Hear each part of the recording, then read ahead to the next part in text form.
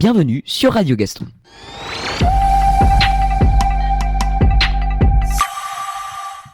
Cette semaine, nous allons parler du développement durable au Kenya.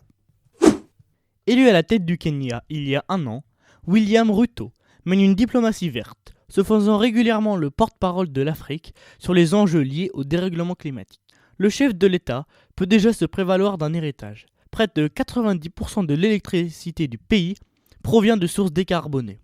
Son pays, locomotive économique de l'Afrique de l'Est, apparaît en effet depuis plusieurs décennies comme un pionnier en la matière. Coutumier des méga-projets verts, le Kenya dispose de la plus grande ferme solaire de la région et du plus grand parc éolien du continent. Quelle est la source d'énergie verte la plus utilisée ?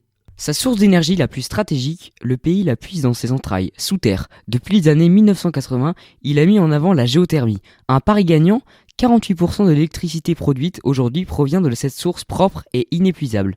Avec une production estimée à 762 MW, le Kenya est le leader du continent et le 7e producteur mondial. Pourquoi le Kenya a-t-il misé sur la géothermie ? Idéalement situé au cœur de la vallée du Rift, une faille tectonique qui traverse la région de Djibouti jusqu'au Mozambique, le Kenya dispose d'un potentiel géothermique total estimé à 10 000 MW. L'intense activité volcanique souterraine provoque la formation de sources chaudes qui sont captées par des puits géothermiques, puis remontées en surface pour alimenter des turbines et produire de l'électricité. Est-ce que le Kenya utilise depuis longtemps la géothermie ? Les premiers travaux d'exploration géothermique dans le Rift remontent au temps de la colonie britannique. Mais il aura fallu attendre les années 1970 pour que le Kenya, indépendant, creuse les premiers puits avec l'aide du Programme des Nations Unies pour le développement PNUD et la Banque mondiale. Nous avons lancé la première centrale en 1981.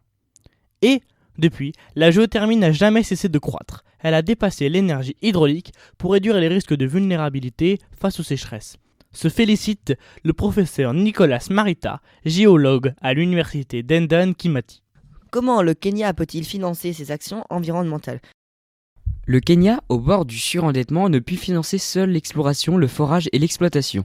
L'activité est onéreuse. Le forage d'un puits s'élève à 6 millions de dollars, 5,5 millions d'euros, et la construction d'une centrale coûte 300 millions de dollars. Un partenariat d'un montant de 4,1 milliards de dollars a été promis par le Royaume-Uni au Kenya lors de la COP27 en 2022, qui comprend aussi une participation financière dans des projets solaires, agricoles, hydrauliques et géothermie. Le Kenya s'est engagé à atteindre 100% d'énergie propre d'ici 2031. Le Kenya utilise-t-il d'autres énergies vertes ? Oui, récemment, le Kenya a lancé le projet d'énergie éolienne du lac Turkana, le plus grand projet d'énergie éolienne en Afrique et le plus grand investissement public-privé de l'histoire du Kenya. Le parc éolien se compose de 365 turbines avec la capacité de générer 310 MW pour le réseau national du Kenya. Le gouvernement kényan a lancé plusieurs projets d'énergie solaire, dont la centrale solaire de Karissa, qui est devenue la plus grande centrale solaire de l'Est et du Centrafrique. Ces efforts ont fait du Kenya un leader mondial en nombre de systèmes d'énergie solaire installés par habitant. Le Kenya, un pays en voie de développement certes, mais un exemple à suivre.